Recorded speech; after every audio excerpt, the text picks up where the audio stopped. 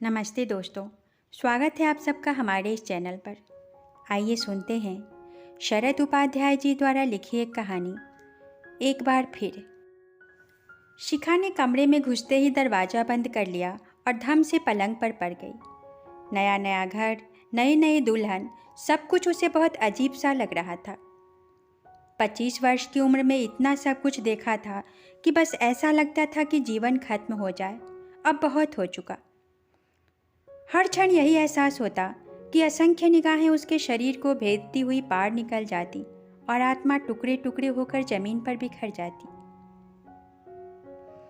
पलंग पर लेटते ही उसकी निगाहें छत पर टिक गई।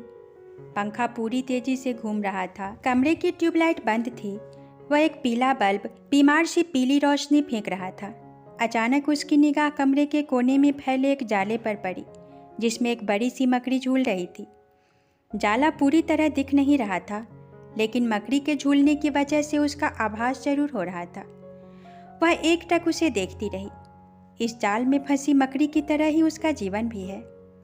आज 1 महीना हो गया उसकी शादी को, पर हर पल बेचैनी और घबराहट उसे घेरे रहती है। रोज रोज माँ का फोन आता है। हमेशा एक ही बात पूछती हैं, कैसे लोग हैं शिखा?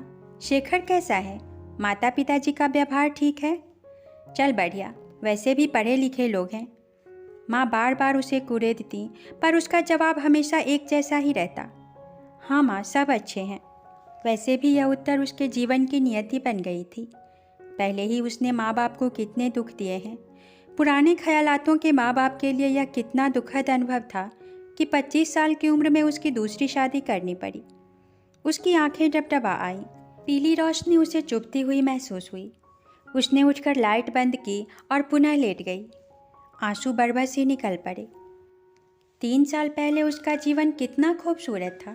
पंछी की तरह स्वच्छंद खिली खिली पढ़ाई लिखाई करती, खेलती कूदती एक अबोध युवती।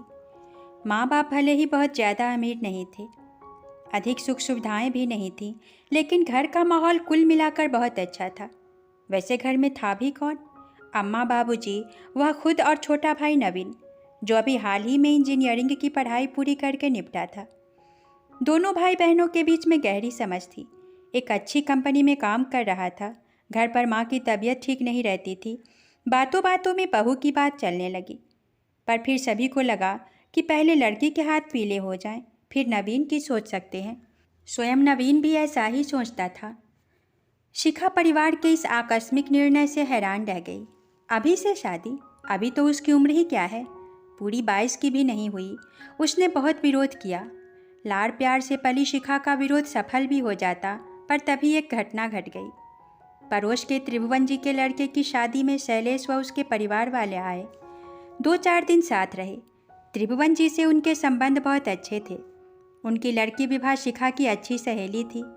दिन रात घर आना जाना था। शिखा के परिवार वालों ने भी कामकाज में हाथ बटाया। इस दौरान सभी एक दूसरे के संपर्क में आए। शैलेश का परिवार जल्दी ही विदा तो हुआ, पर थोड़े ही दिन बाद उनकी ओर से शैलेश व शिखा की शादी का प्रस्ताव आ गया। शिखा के पिताजी शादी की सोच तो रहे थे, पर यह बात अभी तक केवल विचारों में ही थी। शिखा के घर वाले इस अप्रत्याशित स्थिति से असमंजस में पड़ गए। क्या करें, क्या ना करें। पहले तो यही सोचा, अभी से शादी करके क्या करेंगे, अभी उम्र ही क्या है। पर रिश्तेदारों से बातचीत की तो उनकी सोच बदल गई। सभी ने एक ही बात कही, भाई शादी तो करनी ही है। ऐसी भी कम उम्र तो है नहीं, 22 की होने वाली है। लड़की की शादी समय से हो जाए वही अच्छा है। फिर 2-4 साल बाद परेशानी शुरू हो जाएगी। तब फिर दुनिया भर में भागते फिरो और 2-4 साल और निकल गए तो लड़की को कुंठाएं घेर लेंगी और माँ बाप की नींद हराम होगी, वह अलग। फिर इससे अच्छा परिवार भला उन्हें कहाँ मिलेगा। लड़का सुंदर था, कमाता हुआ। पिताजी अच्छी खासी पोस्ट पर थे। अभी काफ़ी नौकरी बची हुई थी। कोई लड़की नहीं, बस एक छोटा भाई जरूर था। सीमित परिवार, पढ़े लिखे लोग, खासे पैसे वाले भी। सो 2-4 साल बाद लड़का ढूंढ लेंगे, लेकिन इससे अच्छा विकल्प मिलना मुश्किल था। और फिर शिखा का भी उतना सशक्त विरोध नहीं रहा। वह बिल्कुल घरेलू लड़की थी। पढ़ने में औसत और जीवन के बारे में कोई बड़ी भारी योजना थी भी नहीं। सो बस कुल मिलाकर चट मंगनी और पट ब्याह, सब कुछ ठीक ठाक संपन्न हो गया। हंसती खिलखिलाती शिखा विदा हुई और शैलेश के घर पहुंच गई। शुरू शुरू में सब अच्छा रहा, पर धीरे धीरे सब कुछ बदल गया। घर वालों की असलियत धीरे धीरे सामने आ गई। अपने पढ़े लिखे व कमाऊ लड़के के लिए साधारण सा दहेज पाकर वे जरा भी संतुष्ट नहीं थे। रिश्तेदारों की व्याख्या ने आग में घी का काम किया। फिर क्या था, हर बात में कमी, हर बात पर शिकवा शिकायत। सारी बातें इतना गंभीर रूप नहीं लेती, लेकिन शैलेश भी जैसे अपने माता पिता की फोटोकॉपी था। वह भी उन्हीं के सुर में सुर मिलाकर बोलने लगा। शिखा सुंदर थी, पढ़ी लिखी थी, पर घरेलू लड़की थी। जब वह अपने साथ काम कर रही लड़कियों से उसकी तुलना करता तो उसे कुंठाएं घेर लेती। उसे लगता कि उसके लिए तो एक प्रोफेशनल लड़की ही अधिक ठीक रहती। शिखा का जीवन बिल्कुल ही नर्क हो गया। जहाँ तक उसके बस में रहा उसने सहा भी, पर जब पानी सिर से ऊपर गुजरने लगा तो उसे मजबूरन घर वालों को बताना पड़ा। घर वाले उसकी बातें सुनकर सन्न रह गए। उन्होंने बहुत हाथ पांव जोड़े, मनुहार मिन्नतें की, पर कोई परिणाम नहीं निकला। और फिर एक दिन तो यह भी नौबत आ गई कि छोटी सी बात पर शैलेश ने उसके साथ बहुत मारपीट की। सारे घर वाले मूक बनकर तमाशा देखते रहे। उसे लगा अब कोई विकल्प नहीं बचा। वह घर छोड़कर वापस आ गई। माँ बाप ने उसे इस हालत में देखा तो उन्हें बहुत धक्का पहुंचा। नवीन तो गुस्से के मारे पागल हो गया। पिताजी ने ताऊ जी को बुलवाया। सलाह मशविरा चल ही रहा था कि एक दिन शिखा के नाम तलाक का नोटिस आ पहुंचा। घर के आंगन में तो सन्नाटा पसर गया। अम्मा बाबूजी ने लड़ाई झगड़े तो जीवन में बहुत देखे थे, पर परिणति मंगलमय ही चाहते थे। पर तलाक के कागजात देखे तो बिल्कुल टूट ही गए। वे ताऊ जी को लेकर शैलेश के घर गए भी, पर कोई परिणाम नहीं निकला। माँ बाप की हालत देखकर शिखा का कलेजा मुंह में आ जाता था। उसे लगता था वही इस हालत के लिए जिम्मेदार है। एक गहरे अपराध बोध ने उसे अंदर तक हिला दिया था। वह मन ही मन घुटने लगी। उधर अम्मा बाबूजी नवीन भी उसकी यह हालत देखकर दुखी थे, पर उन्हें भी कुछ नहीं सोचता था। उन्होंने उससे आगे पढ़ने के लिए ज़बरदस्ती फॉर्म भरवा दिया। एक दिन तलाक भी हो गया। शिखा ने इसे नियति मानकर स्वीकार कर लिया। इंसान के जीवन में जब तकलीफ़ें आती हैं तो उसे लगता है कि वह उन्हें कैसे बर्दाश्त कर पाएगा, पर वह स्वयं नहीं जानता कि उसके मन में सहने की कितनी असीम शक्ति मौजूद है। वह अपनी पढ़ाई में लग गई। काफ़ी समय निकल गया।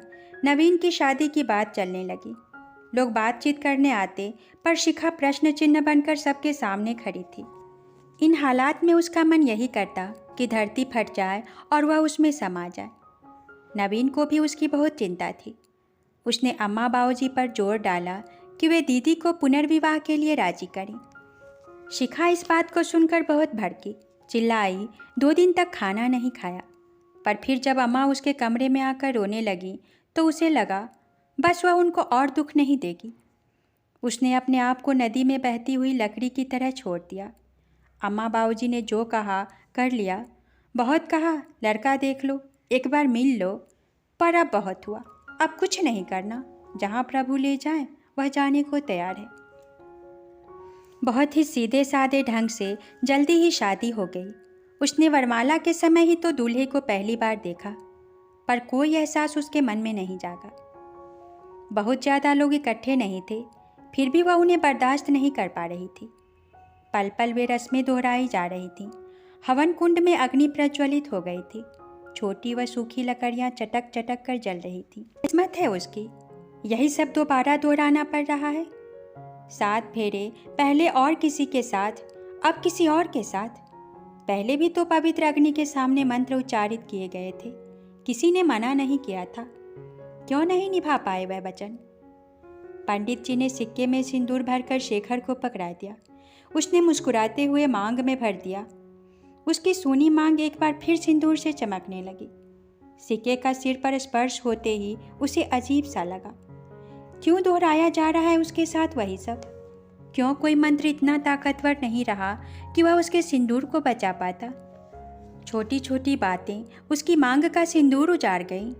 तो फिर उसकी आंखें गीली हो गईं और फिर वह विदा होकर पति के घर आ गई। ठीक वैसे ही जैसे कभी अम्मा बाबूजी का साथ छोड़कर शैलेश के साथ चल दी थी।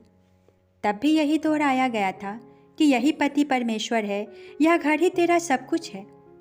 अब यही तुम्हारे माता पिता हैं। तुम्हें मोक्ष तभी मिल पाएगा जब तुम अंतिम यात्रा पर पति के कंधों पर जाओगी। पर शैलेश ने तो जीते जी मोक्ष दिला दिया, जीते जी उसकी अंतिम यात्रा संपन्न करा दी। और अब यहाँ नए घर में अब वह फिर पति के कंधों पर चढ़कर मोक्ष की कामना करेगी।